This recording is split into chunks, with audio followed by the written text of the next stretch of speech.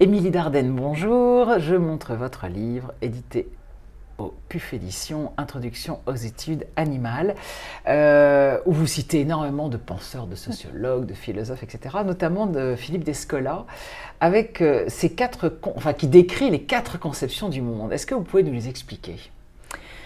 Alors, il explique que le système dans lequel nous vivons, notre façon d'organiser nos relations avec le monde vivant, c'est un système parmi d'autres. Il y a 4 systèmes. Donc, il y a l'animisme, le totémisme, notre système qui est le naturalisme, et puis l'analogisme. Et c'est une façon de catégoriser le monde en fonction de ce que nous sommes en apparence et de ce que nous sommes à l'intérieur. L'animisme, c'est les chamans.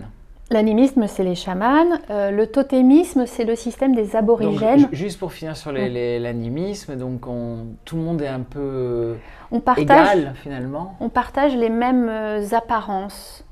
Par exemple, les serres d'un oiseau sont les couteaux d'un être humain.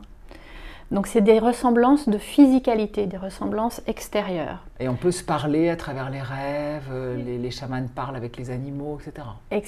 Exactement, il y a des relations qui peuvent être des relations familiales avec les autres animaux. Dans le totémisme, les gens et certains animaux sont regroupés en fonction du fait qu'ils appartiennent à un même groupe qui a un ancêtre commun.